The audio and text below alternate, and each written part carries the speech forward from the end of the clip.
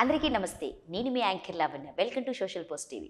ప్రముఖ వాస్తు జ్యోతిష్యులైనటువంటి పండితులు శ్రీశైలం గారు ఈరోజు మనతో పాటు ఉన్నారు. 2024 క్రోధినామ సంవత్సరంలో ఉగాది సందర్భంగా రాశి ఫలాలు ఎలా ఉన్నాయని చెప్పేసి ఒకసారి గురువు గారి మాటల్లోనే అడిగి తెలుసుకుందాం. నమస్తే గురువు గారు. నమస్కారం అండి. సో ఎలా ఉన్నారు గురువు గారు?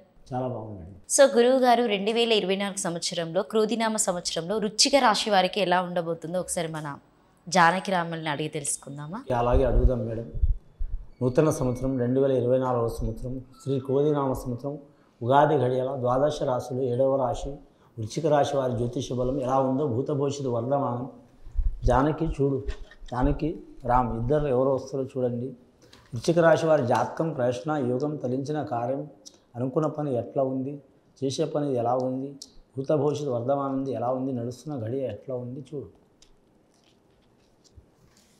వృశ్చిక రాశి వారి జాతకంలో విఘ్నేశ్వరుడు వచ్చిందండి వారి పేరు మీద. అలాగే లక్ష్మీదేవత వచ్చింది, సరస్వతి దేవత వచ్చింది.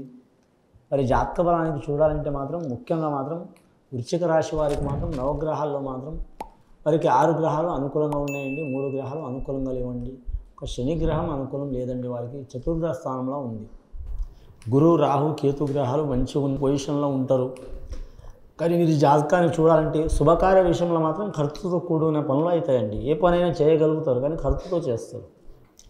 ముఖ్యంగా మాత్రం అనురాధ నక్షత్రం వారు కలిసి వచ్చే అవకాశాలు ఉన్నాయండి. అనురాధ నక్షత్రం వారి జాతక బలానికి శనివారం నియమం పాటించాలి. జ్యేష్ఠ నక్షత్రం వారికి మాత్రం కొన్ని ఇబ్బందికరమైన పరిస్థితులు వస్తాయి. జ్యేష్ఠ నక్షత్రానికి అధిపతి శుక్రుడు అండి. శుక్రవారం లక్ష్మీ గణపతికి పూజ చేయడం చాలా వరకు మంచిదండి. శుక్రవారం, సోమవారం అనుకూలం ఉంటుంది వీరి జాతక బలానికి. అలాగే వీరికి వీలైతే మాత్రం వీరి జాతకానికి చూడాలంటే మాత్రం అంశబలం భారీగా ఉన్నది. గోమాతను పూజ చేయడం మంచిది వీరి జాతక బలానికి.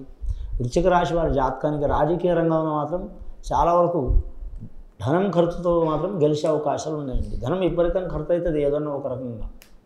అది మాట ఇచ్చినందుకో, పార్టీ పరంగానో, సొంతంగానో, వాళ్ళ ఇష్టపూర్వకంగానో కానీ అదనంగా ధనం మాత్రం ఖర్చు అవుతుంది. అనుకున్న పని సాధించే అవకాశం ఉంది. వివాహ విషయంలో కలిసి వస్తుందండి. చతుర్థ స్థానంలో శని ఉన్నందువలన ఎక్కడ పోయినా 4 దిక్కులు పోయినా కూడా ఇబ్బందులు తప్పవు. అలాగే మాత్రం ఆరోగ్యంలో ఇబ్బందులు వస్తాయండి. ఆరోగ్యం అంటే మానసికంగా ఇబ్బందులు వచ్చే అవకాశం ఉన్నాయి, శారీరకంగా ఇబ్బందులు వచ్చే అవకాశం ఉన్నాయి. ఈ వృశ్చిక రాశి వారు మాత్రం మానసికంగా స్ట్రాంగ్గా ఉంటారు కాబట్టి శారీరకంగా ఇబ్బందులు వచ్చే అవకాశాలు ఉన్నాయండి. శరీర పీడ అంటారు దానికి. శరీరంలో ఏదైనా భాగంలో ఇబ్బందులు వచ్చే అవకాశాలు ఉంటాయి కాబట్టి ఖచ్చితంగా మీరు జాతక బలానికి శనేశ్వరుడికి పూజ చేయించడం, తైలాభిషేకం చేయించడం, అలాగే మాత్రం కాళభైరవుడికి పూజ చేయటం. అంటే కాళభైరవుడు అంటే ఆ స్వామి ఖచ్చితంగా మాత్రం ఈశ్వరుని గురులా ఉంటాడండి. కాళభైరవుడికి పూజ చేయాలి. అష్టమి రోజు కాళభైరవ అష్టమి ఒక రోజు ఉంటుంది. అలాగే బుధాష్టమి, బుధవారం కలిసిన అష్టమి రోజు పూజ చేయించుకోవడం చాలా మంచిది వారి జాతకానికి. వివాహ విషయంలో, సంతాన విషయంలో, కుటుంబ విషయంలో కలిసి వచ్చే అవకాశం ఉంది. ఈ జాతకానికి కళాకారులకు మాత్రం అద్భుతమైన యోగ బలం ఉందండి.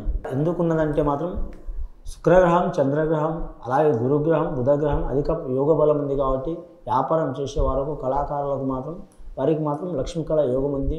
మట్టి పట్టుకున్న మాత్రం మాణిక్యమయ్యే అవకాశం ఉంది. అంటే నేను చెప్పంగానే ఎవరో జ్యోతిష్యులు చెప్పంగానే మట్టి పట్టుకుంటే మాణిక్యం కాదండి, అవకాశం ఉంది. ప్రయత్నం ఖచ్చితంగా చేయాలి వారు. మరి జాతక బలానికి మాత్రం కుటుంబంలో తగాదాలు, చిక్కులు, చికాకులు ఏమన్నా తొలగిపోయే అవకాశాలు ఉన్నాయి కానీ ప్రయత్నం చేయాలి. ప్రయత్నం చేస్తే అవుతుందండి ముఖ్యంగా. కానీ తల్లిదండ్రుల సహకారం ఉంటుంది వారి జాతకానికి.